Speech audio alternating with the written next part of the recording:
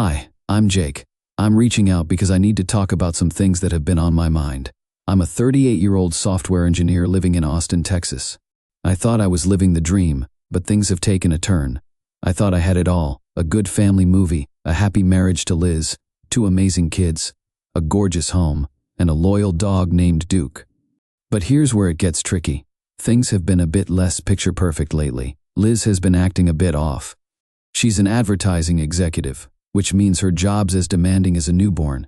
She's always needing something and keeping her up at weird hours. It used to be the occasional late night, but now it's like she's got a second shift that only starts once the kids' bedtime stories are done. It's strange, she used to be all about family games. Nights and weekends used to be for hikes, but now there's always an excuse, a big project or a client dinner. These excuses are piling up, and it's not just that she's missing out on family time. She's also becoming secretive about her phone, and I'm the kind of guy who likes to give people space. I used to trust easily, but even I can't ignore the feeling that something's not right. I've always been curious. I need to know how everything works, from the code in my day job to the mystery novels I read at night. So when things started not adding up, that part of me that needs to know kicked in. I tried to shake it off, thinking maybe it was just the 7-year itch. It's been a few years now, but we've been married for 15. I know, who's counting? Unfortunately, it seems like basically everyone who is watching these videos isn't subscribed. I'd really appreciate it if you could quickly get out of the full screen video for 3 seconds and press that subscribe button. It's free, and you can unsubscribe anytime. Sorry for bothering you, and thank you so much if you subscribed. I kept telling myself that I was just being paranoid, but the feeling wouldn't go away. It was like a constant buzz in the back of my head. I just couldn't ignore it any longer, so there you have it. My perfect life is starting to look a little afraid around the edges. As I sit here typing this out, I can't help but wonder if I'm just seeing things that aren't there, or if the life I thought I knew is about to. I'll keep you posted. I think this is just the beginning, and it's going to get a lot rockier. Jake here again. You know how in those detective shows the smallest clue starts unraveling the whole mystery? Well, I think I've stumbled onto my own little crime scene, except it's in the form of credit card statements and receipts. It began with a couple of charges on our credit card. Nothing major, just a few bucks here and there, but they were for places I couldn't remember us going to together. Like that fancy downtown sushi place Liz always said was too exotic for her taste. I'd find the statements tucked in our mail pile, these silent little alarms that only I could hear. Then came the receipts. I found one crumpled at the bottom of her car, like it was trying to hide from me. It was for a pair of men's sunglasses, the kind you need a week's salary to buy. My birthday was months away and our son is 10, so who in the world was Liz buying these for? Have you ever noticed how names start popping up out of nowhere? Alex started making guest appearances in Liz's work anecdotes. Alex did this, or Alex thinks that. At first it was just another name, like Steve from accounting, or Jenny from HR. But this Alex guy, he was like a recurring guest star, climbing his way to a main role. My gut was ringing the alarm louder than ever. I wasn't snooping around corners in some trench coat. These things were just there, and I was starting to add them up. I began to notice how her eyes darted away a little too quickly when I asked how her day went, or how she'd suddenly start typing frantically when I walked in. I'm a logical guy, okay? I solve problems for a living, but emotions, man, they can throw you for a loop. I felt like I was living in a fog. Everything seemed normal on the outside, but my insides were twisted up like a Rubik's Cube. It was like that feeling you get when you know you're about to get hit with a plot twist you never saw coming. You feel it in your bones. So I did what any guy with my instincts told me to: pay more attention to everything. The sound of her laughter, a little too late into the night while texting, the way she'd quickly shut down her laptop whenever I came close, the extra effort she was putting into her looks. It was all adding up to a story I wasn't sure I wanted to read the ending to. So there you have it, folks. My suspicions were creeping in, and I was starting to feel like I was the side character in my own life story. Next step, I guess I had to do a bit more digging. Have you ever had a moment that feels like it's straight out of a movie? Well, I had mine. And trust me, it was no blockbuster hit. It was more of a horror show. It was a regular Tuesday evening, and my phone had just died midway through because the charger was as unreliable as a screen door on a submarine. I needed to make a call, so I did the natural thing and asked Liz if I could use hers. She hesitated for a split second before handing it over, her fingers lingering on the device like she was saying goodbye to a loved one. That should have been clue number 1. I punched in the number and brought the phone to my ear, waiting for the dial tone. When it happened, a text notification popped up. I needed to make a call, so I asked Liz if I could use hers. She hesitated for a moment before handing it over, her fingers lingering on the device as if she were saying goodbye to a loved one. That was my first clue. I punched in the number and brought the phone to my ear, waiting for the dial tone. That's when it happened. A text notification popped up. I was really surprised when I saw the message from Alex. I'm not proud of it, but curiosity got the better of me. I opened the thread and saw all the evidence of Liz's secret life. Texts, emails, and photos. There were even some Reddit posts about my Liz and Alex. It felt like I was on one of those drop towers. I felt angry, betrayed, and sad. I was angry at Liz for lying to me. I felt betrayed because she was talking about meetings when she was supposed to be at yoga. I was sad because I felt like I was being lied to. The messages dated back months. Each one was a clue that Liz wasn't just working late. Those business trips might as well have been romantic getaways. I must have stood there for ages, just scrolling through the proof that my marriage was a sham. The air in the room got tight, suffocating. It was too much to process. The woman I'd built my life with, the mother of my children, was sharing parts of herself with someone else. Parts that were supposed to be for me, for us. I finally snapped out of it when I heard the front door open and the kids coming back from soccer practice. I locked the screen, handed the phone back to Liz with a smile that I'm sure didn't reach my eyes, and muttered some excuse about the call not going through. Inside, I was a chaos of thoughts and emotions, a storm that was just picking up strength. How could she? How long had this been going on? What did this Alex offer that I didn't ask questions about? It came from every angle, leaving me reeling. It was the accidental discovery that shattered my world into a million pieces. I had to figure out what to do next, but in that moment, all I could do was pretend everything was fine while I was bleeding on the inside. Hey Reddit, it's Jake again. My world has turned into a daytime soap opera. I did what any tech-savvy, heartbroken guy would do. I went into detective mode. It wasn't just about knowing the truth. It was about understanding how deep this rabbit hole went. I dove into the digital sea without a second thought. I'm talking about deep dives, past the point where the water turns dark. The internet is a treasure trove of information if you know where to look. Thanks to some snooping skills and a couple of well-placed searches, I found out that Alex was more than just a name. He was married to Valerie, who owns a bakery I passed by on my way to work. It was like one of those twists you never see coming.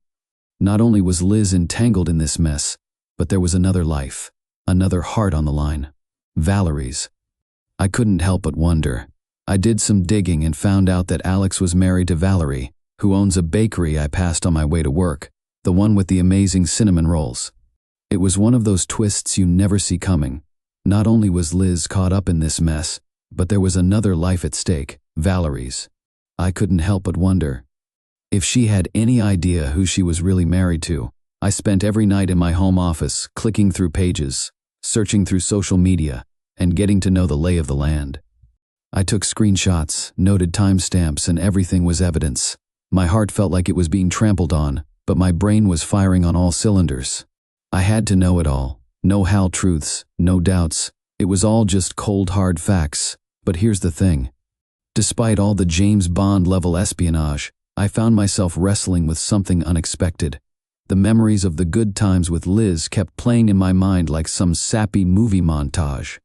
I remembered the way she laughed at my bad jokes, the way her nose crinkled when she was focused, and the warm feeling of her hand in mine. I still loved her. I loved the person I thought she was, and that made my desire for revenge taste bitter.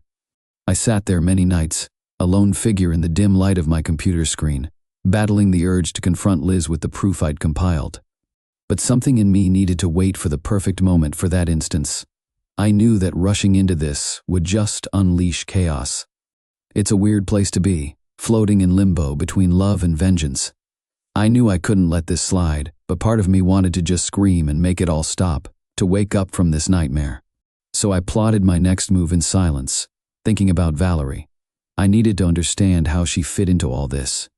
I could remove Liz from Alex's fantasy world, but what about the consequences? It was a complex situation, and I was right at the center, trying to identify the right course of action that wouldn't have a negative impact on me. I needed to resolve this. Reddit would be my first port of call. I'm currently the silent observer, the keeper of secrets. Some things aren't even mine, but they soon will be. Something's got to give, and when it does, I'll be right here, keeping you updated on the fallout. This story is far from over, and I have a feeling it's going to get a lot messier before there's any chance of cleaning it up. Stay tuned. If you've ever braced yourself for impact before a crash, you'll know the feeling. I was in the eye of the storm, sitting across from Liz at what she thought was an impromptu dinner to celebrate our love. It was ironic that I picked the spot, our favorite little Italian place, the scene of many anniversaries, with candles flickering just enough. I whispered, "I love you." I wanted to make you forget about the world outside, so I picked a great setting. I was playing the part of the doting husband one last time, as we settled into the familiar rhythm of mealtime banter. I felt like an actor in a twisted play. Liz was all smiles, talking about the kids' latest shenanigans, completely oblivious to the script change. I had the evidence in my pocket, like an audience waiting for the final act. Then, as dessert arrived, I let the silence hang between us before speaking. My voice was steady, but there was a tremor inside that betrayed my calm exterior. "Liz, we need to talk about us, about honesty, about Alex." The name hit the air like a cold when she saw me. Her smile froze, then melted into a confused frown. "Alex, what about him?" This was it, the moment of truth. I told her, point blank, no sugar, sewer coating. "I know about the affair." Liz's reaction was a symphony of denials and deflections. She threw everything at me, shock, outrage, and then the classic move she accused me of.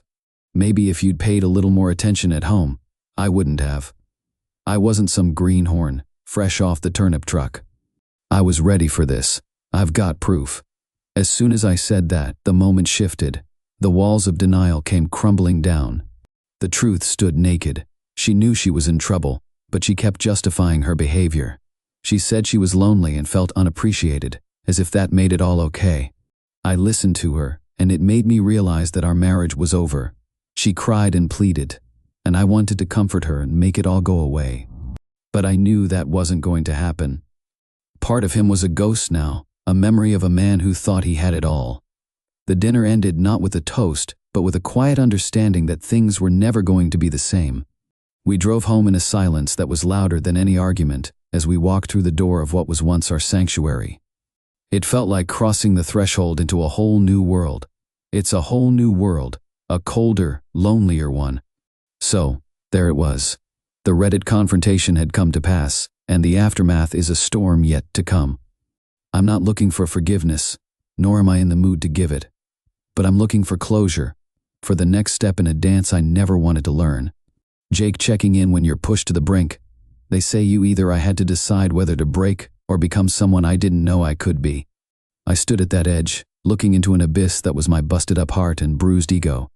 In that darkness, I found a cold resolve I didn't recognize as my own.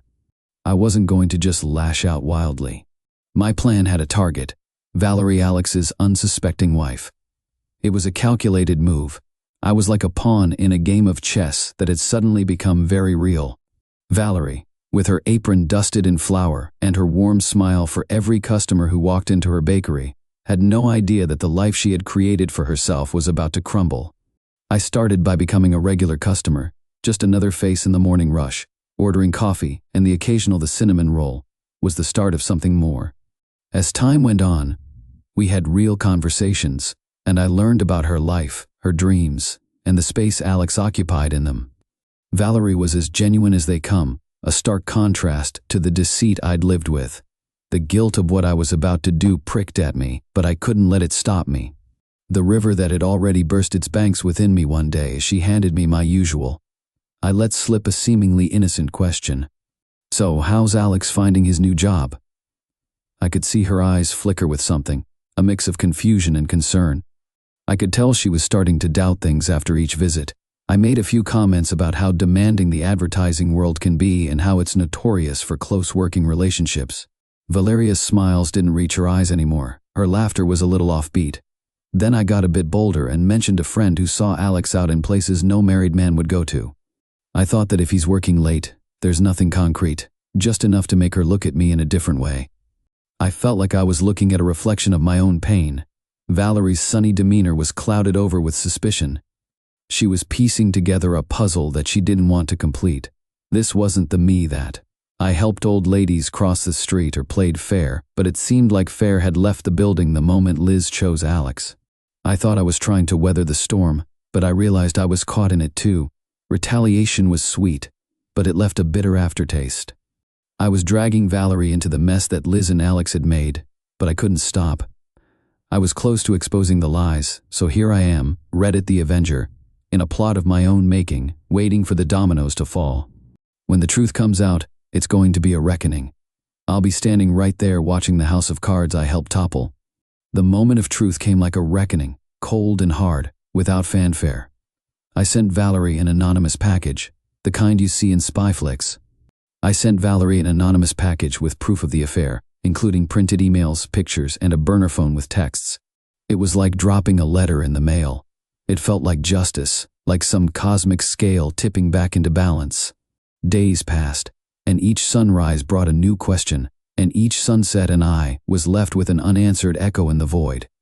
Had she received it? What was she doing about it? I played it cool on the outside, but inside I was a mess of wires, alive and sparking with anticipation. Then it happened. Valerie confronted Alex. The confrontation wasn't quiet or contained, it was a spectacle. Adam broke the news in public, and as these things tend to do in the digital age, it quickly spread on social media.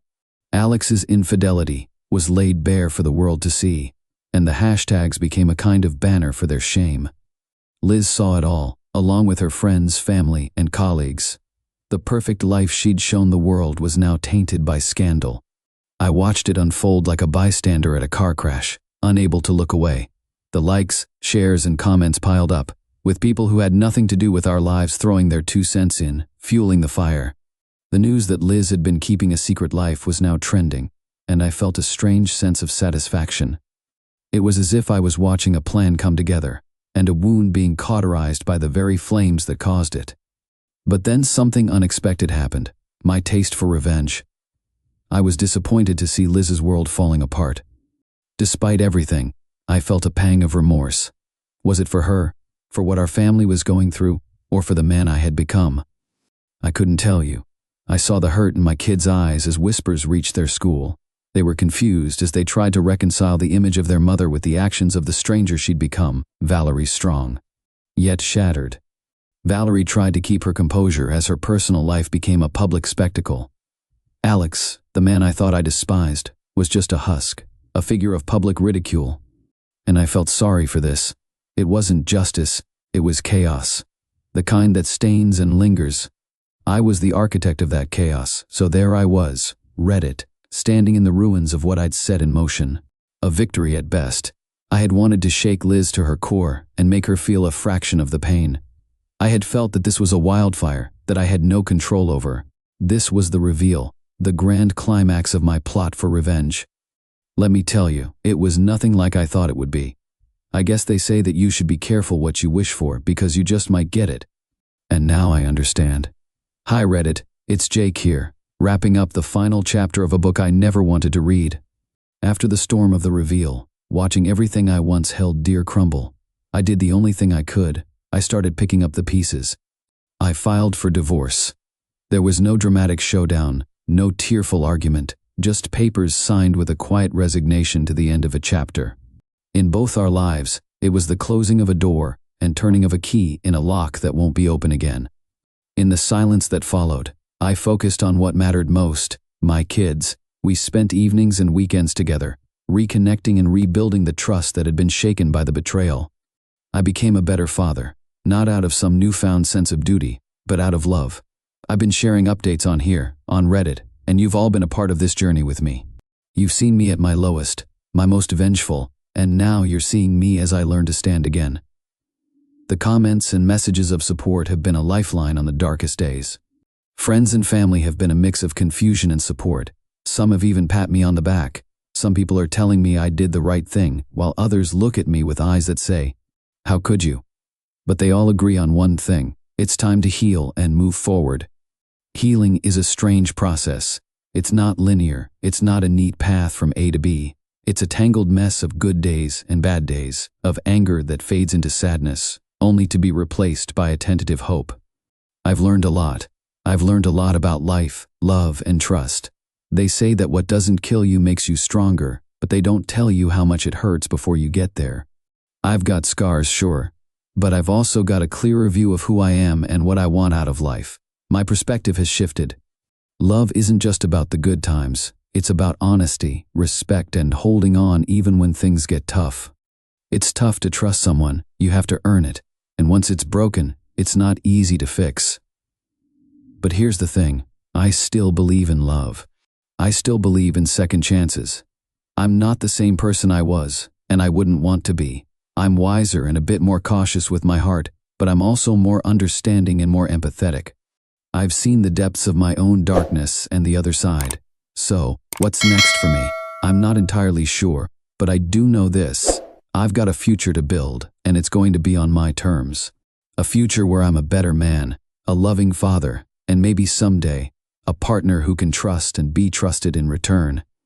You've been with me through this whole ordeal. You've watched as I've navigated these troubled waters, and I can't thank you enough. I think I'll probably take a step back from the updates for a while and focus on living rather than just counting. But I want you to know that I'm not bowing out. I'm stepping up, facing the sun, and moving forward. Who knows, maybe one day I'll come back to share a new story, hopefully a better one. Thanks for watching, and if you would subscribe to this channel, that would mean a lot to me. Have a great rest of your day or night.